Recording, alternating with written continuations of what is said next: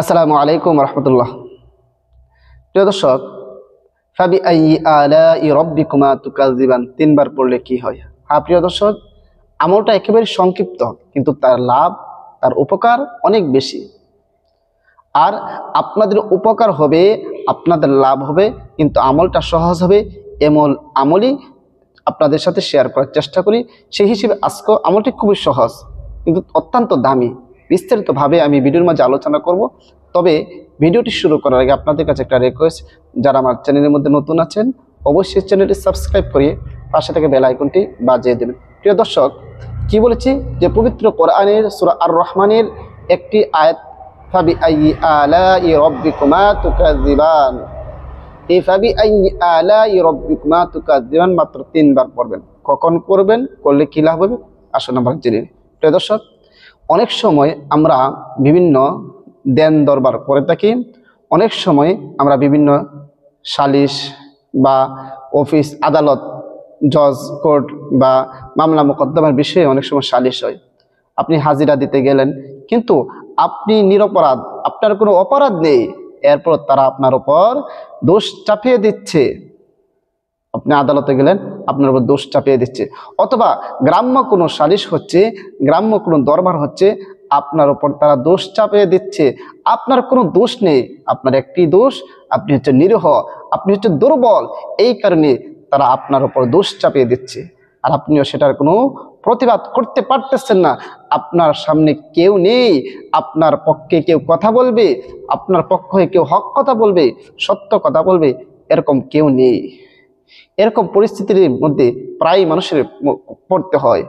আপনি রাজনৈতিকভাবে একটি দল করেন, তাহলে আপনি যদি বিরোধী দল থাকেন, তাহলে তার কথাই নেই, আপনার পিছনে সবাই লেগে যাবে। যেই দলটা ক্ষমতা থাকবে, এর বিপরীত যদি আপনি থাকেন, আপনার যদি অন্যায় নাও থাকে, এরপর আপনাকে অপরাধী বানাবে, আপনাকে দোষী সাব্যস্ত করবে, আপনাকে ওরা জেলের ভাত খাওয়াবে। এরকম কঠিন পরিস্থিতি মানে, কিন্তু তারা চিন্তা করে না, আমি দুনিয়ার মধ্যে কয়দিন থাকবো, এই দুনিয়ার জীবনটা কয়দিনের, আমি যে একজনের উপর মিথ্যা সাক্ষী দিচ্ছি, আমি যে একজনের উপর জুলুম করতেছি, আমার পরকাল কি হবে, আমার পরকালে কি অবস্থা হবে, সেগুলো আমরা একটা চিন্তা করি না।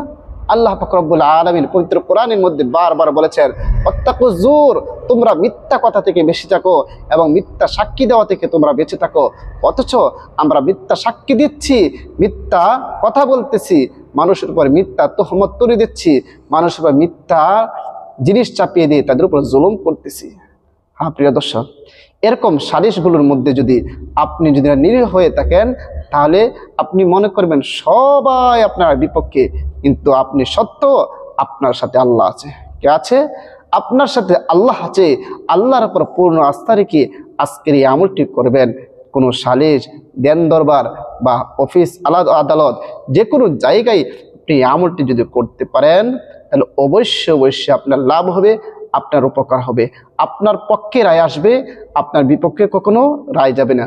ওরা যদিও লক্ষ লক্ষ টাকা ওদেরকে খাওয়াচ্ছে, এরপরে আল্লাহ তাআলা বিশেষভাবে, কুদরতিভাবে আপনাকে সাহায্য করবেন, আপনার পক্ষে রায় দিবেন। হ্যাঁ প্রিয় দর্শক, আপনি যখন কোনো সালিসের মধ্যে যাবেন, কোনো দরবারের মধ্যে যাবেন, হাজিরা দিতে যাবেন, তখন আপনি উযু করে যাবেন, পবিত্র হয়ে যাবেন। উযু করে পবিত্র হয়ে সর্বপ্রথম 3 বার ইস্তিগফার পাঠ করে নেবেন। আস্তাগফিরুল্লাহ রাব্বি মিন কুল্লি যামবি ওয়া আতুবু ইলাইহি, লা হাওলা ওয়ালা কুওয়াতা ইল্লা বিল্লাহি আলিয়্যিল আযীম। 3 বার ইস্তিগফার যখন পাঠ করা শেষ হয়ে যাবে, এরপরে প্রিয় নবী সাল্লাল্লাহু আলাইহি ওয়াসাল্লামের মহব্বত অন্তর নিয়ে 3 বার যে কোনো দরুদ শরীফ পারেন পড়বেন। আমি দরুদ ইব্রাহিম পড়তেছি, যেই দরুদ শরীফ নামাজের মধ্যে পড়া হয়। اللهم صل على محمد وعلى آل محمد كما صليت على إبراهيم وعلى آل إبراهيم إنك حميد مجيد اللهم بارك على محمد وعلى آل محمد كما باركت على إبراهيم وعلى آل إبراهيم إنك حميد مجيد। এরকম ভাবে 3 বার ইস্তিগফার এবং 3 বার দুরূদ শরীফ যখন পড়ে নেবেন, এরপরে আপনি فبأي آلاء ربكما تكذبان فبأي آلاء ربكما تكذبان فبأي آلاء ربكما تكذبان। এরকম ভাবে 3 বার পড়বেন। 3 বার পরে আবারও শেষে যে কোনো দরুদ শরীফ পড়েন 3 বার পড়ে নেবেন সাল্লাল্লাহু আলাইহি ওয়াসাল্লাম, সাল্লাল্লাহু আলাইহি ওয়াসাল্লাম, সাল্লাল্লাহু আলাইহি ওয়াসাল্লাম। এরপরে আপনি বিচারক যারা আছে বা যারা দরবারে আছে তাদের দিকে ফিরে একটি এরকম ভাবে একটি ফু দিবেন, দম করবেন। তাদের শরীরে ফু লাগতে হবে সেটা না বলে আপনি শুধু তাদের দিকে তাকিয়ে বা তাদের চেহারার দিকে তাকিয়ে আপনি শুধু পড়বেন ইনশাআল্লাহ। আল্লাহ তাআলা তাদের অন্তরগুলোকে ঘুরিয়ে দিবেন। আল্লাহ তাআলা তাদের অন্তরগুলোকে আপনার পক্ষে করে দিবেন। যদিও তারা বিপক্ষ ছিল, আপনার পক্ষে রায় আসবে। যে কোনো মাধ্যমে দেখবেন ঘুরিয়ে ফিরে আপনার পক্ষে রায় চলে আসবে, কারণ আপনি হকের উপর আছেন, আপনি সত্যের উপর আছেন। আবার আপনি যদি না হকের উপর থেকে এটা আমল করেন তাহলে কখনো ফলাফল পাবেন না। আপনি যদি জানেন আপনি অপরাধী নয়, এরপর আপনার উপর অপরাধ চেপে দেওয়া হচ্ছে, আপনি জানেন আপনি দোষী নয়, এরপর আপনার উপর দোষ চাপিয়ে দেওয়া হচ্ছে, তাহলে আমলটি করবেন। তাহলে অবশ্যই অবশ্যই আপনি সঠিক ফলাফল পাবেন আল্লাহর উপর পূর্ণ আস্থা রেখে। কারণ আল্লাহ তাআলা কারো উপর জুলুম করে না এবং জুলুমকারীদেরকে পছন্দ করে না। সুতরাং আপনি যদি এইভাবে আমলটি করতে পারেন অবশ্যই অবশ্যই ন্যায় বিচার পাবেন, সঠিক ফলাফল পাবেন। প্রিয় দর্শক, ভিডিওটা বেশি করে শেয়ার করে দেবেন। আর সবাইকে অসংখ্য ধন্যবাদ ভিডিওটি দেখার জন্য। আসসালামু আলাইকুম ওয়া রাহমাতুল্লাহ।